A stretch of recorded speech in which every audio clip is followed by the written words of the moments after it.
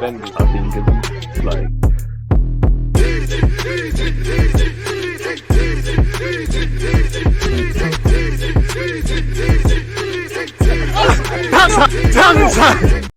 Arsenal and Chelsea among clubs eyeing January transfer for Brentford star Ivan Toney. Ivan Toney is attracting a lot of attention from Premier League clubs despite being banned for breaching the FA betting rules and is set to leave Brentford in January. People deluded. I'm back again. Smash the like button. Make sure you're subscribed if you haven't already. If you're a regular supporter, I appreciate you lot for tuning in. If you're new here, even more reason to hit the sub button. Now, again, people, like, comment, subscribe. On the topic of commenting, let me know your thoughts on immediately when somebody says Ivan Toney to Arsenal. Before we read this report, I like Ivan Toney. I like his mentality. I like the fact that he can score goals. I like the fact that he can operate as a target man. I actually like his attitude. He backs himself.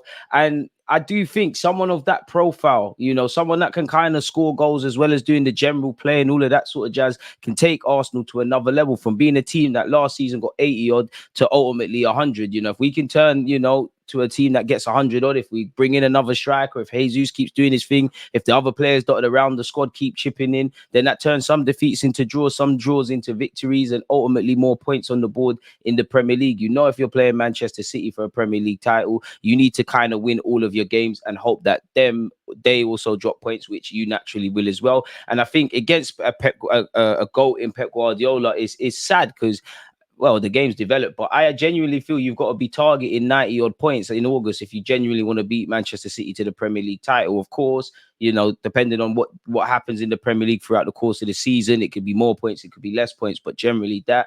Ivan Toney, again, will Brentford let him go in January? Money talks. And to be fair, because of the ban, they've had no choice but to get on without Ivan Toney. So you could say it's never been the best time ultimately to see if you can do without. And I'm sure they've been looking at strikers in the summer. I'm not too sure if they brought a forward in. Maybe in January they move in the market. Obviously, Arsenal and Brentford have decent relations as well because we've dealt with each other for David Raya. Hopefully, he can bring in a striker. But surely, ultimately, nobody owes on anybody anything, in it, really and truly. Because if Ivan Toney wasn't a good footballer, he wouldn't be playing in the Premier League. But you'd imagine, from a sporting point of view, Brentford, you know, receiving him back in January eligible to play, depending on his fitness and that, because, you know, he's not been able to, you know, participate up to a point. I actually think he's allowed to train now in some capacity. You know, it's like a new signing for them, word to Arsene Wenger.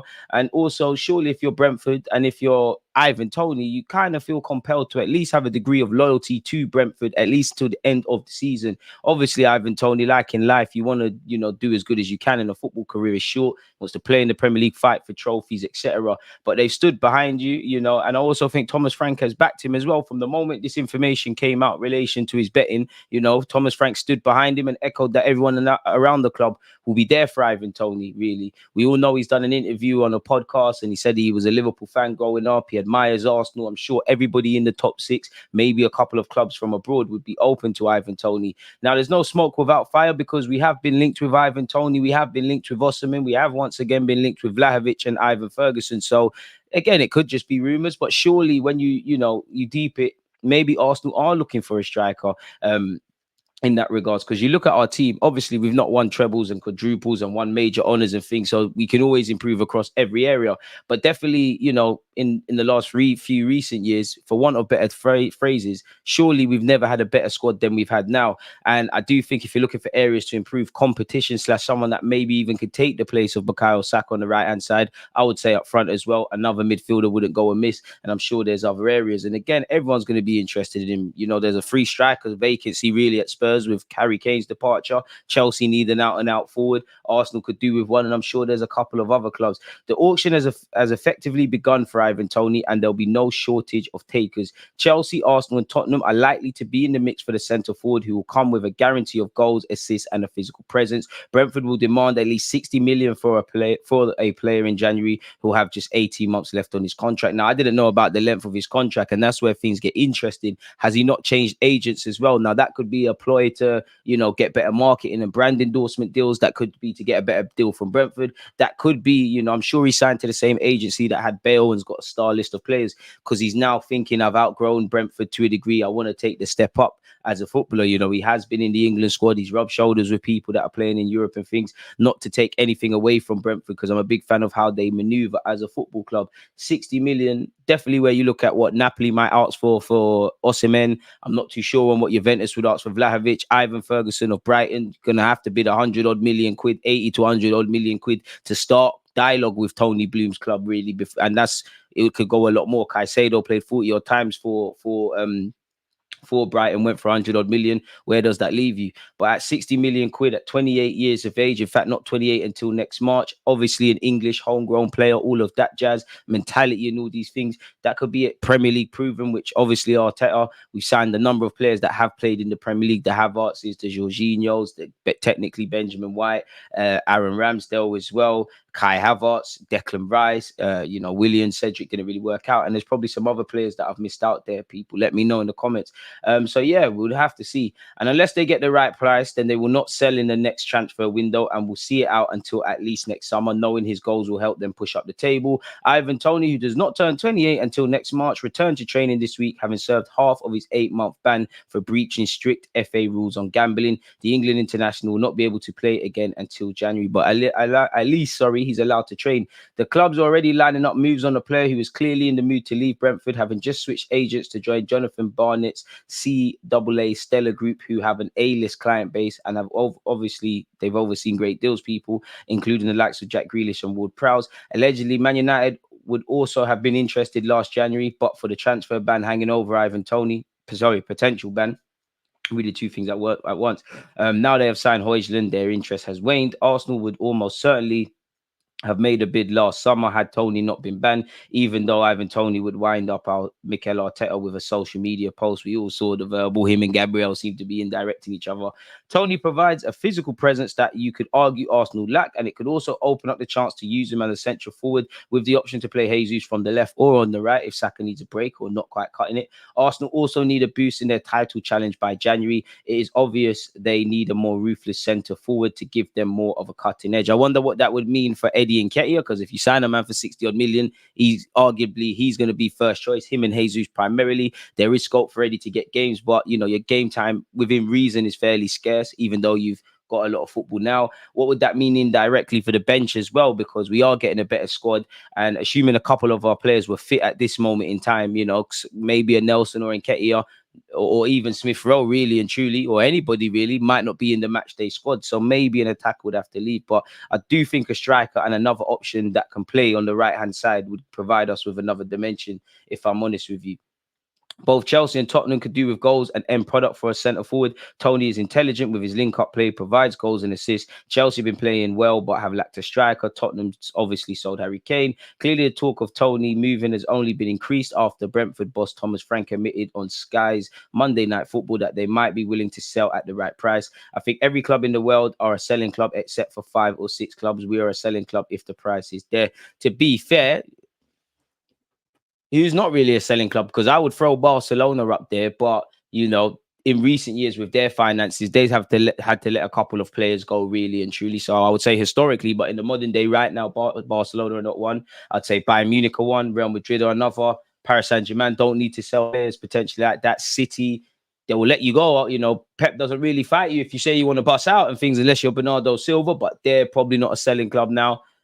Maybe some other names I'm missing out. Obviously, I don't think Arsenal are necessarily a selling club, but everyone's got a price. You know, if Real Madrid put 100 whackers down on certain players or something in that sort of regions for the Odegaards, the Salibas, the Martinellis, the Sakas, I'm not saying we're going to sell them. I'm just saying everyone's got a price and there's a decision to make, people. But I think he's right in what he said. We are a selling club if the price is the right price is there. Fair enough. I'm seeing what this says. I think this is still his comments. He scored 20 Premier League goals last year. Of course, a very good Brentford side, but of course, we are not creating as many chances as the top 6 or 7. So imagine him in a top team. He'd easily score 20, 25 for me. I think he's composed and he can take a penalty as well. He's a good finisher, top mentality. So I understand why clubs are looking at him, people. So we'll have to see exactly what's going on in that regards, man, really and truly. And obviously, Ivan Toney, Brentford fans have forgiven you because we all saw that video, you know, around couple gal, and he's saying F his employers and stuff. It's a bit crazy, really. I don't know if Arteta's going to get there with that, but Tony has a reputation of being incredibly focused in training. Arteta will love that. He works hard at his game and also enjoys being the main man at a club like Brentford. However, if he was to go to a club like Arsenal, Chelsea, or Spurs, then how would he react to being just another player in a world-class squad? Spurs, world-class squad. He's playing a lot of games at Spurs. I know that much. I won't miss a way for slander. Obviously, Arsenal Invincibles and that. Chelsea have won major honours. I don't know for the last one, but world-class squad. I'm not too sure. I don't even think Spurs fans would say that. So we'll have to see exactly what actually happens with Ivan Toney. I just think he's a player that Arsenal probably admire, probably would be interested in if the price is right, if Arteta thinks we're open to doing that, and if all the variables are there. But the fact that he's Premier League proven, he's physical, he can get goals. I like his mentality. He's of the right age, you know. Wenger normally says your strikers normally peak 27, 28. Obviously, I don't think his skill set is reliant on being mad quick or anything like that, so he can adjust as he goes on in the game. I like his mentality. You know, he went from Northampton to Newcastle. It didn't work out. When he started bagging a lot of goals for Peterborough, now he's at Brentford doing his thing, and he's been capped by England. So I do want a striker, admittedly. Nothing against Jesus, because I think Jesus is lovely. I think he's too good of a player for whatever reason not to get 20, 25, 30 league goals. Big fan of Eddie Nketiah. I think you could chip in across the course of a season, whether you're the main man, I don't know. I just feel, you know, Arsenal in a unique position in that we're doing really well. But the guys that we have in our team, they haven't really got a catalogue of scoring goals like that. They're all learning to score goals. Saka's done it 2 years in a row. Odegaard and Martinelli announced themselves last season. Whether they're able to replicate that, I don't know. Jesus did get 11 league goals and he did have an injury, but being a consistent goal scorer for all his work ethic and how great he is for the team and his versatility, probably being at a curse to him, but a manager's dream, hasn't quite got that. So I do think we need a kind of striker like that because, you know, Haaland's an anomaly, but, you know, City, they've had Aguero, they've had Haaland, they've got guys that are going to get X amount of goals. We kind of flirted with that when we had Aubameyang, and it is a luxury, you know, to have a guy that, you know, whatever the weather, he's going to bag, just like Harry Kane at Spurs, whether they've been in the Champions League or had a season like last year. He's got 20, 30, and I know he's not a central forward in that he doesn't play there. Well, historically at Liverpool, he's played there from time to time, but, you know, I'd throw Salah in the topic of being a goal scorer. I'd throw Salah into that because regardless of what Liverpool are doing, he's getting an X amount of goals. And I do think we're developing our players into that. But if there's an opportunity to get a player right now that can do that, and as much as we're developing for tomorrow can help us win 1-2 things now, I don't think anyone would be against it. But yeah, in relation to Toney, smash the like button, comment your own thoughts. If you haven't subscribed, I don't know what you're doing. Make sure you're aware, people, and you turn on your notification bells because the Champions League is back. So we're doing watch-alongs. I am doing a watch-along for Arsenal against PSV on Wednesday. Today, at the time of making this vid, I'm doing a watch-along later for Paris Saint-Germain versus Dortmund. And before that, AC Milan versus Newcastle in the Milan derby. You know, well, I say Milan derby, better yet, it's not the Milan derby that happened. The Tonali derby is what I should have said, but there's no do-overs. But yeah, smash the like button, comment, subscribe. I'm out. There's always just that active red flag, defenders. I think it's like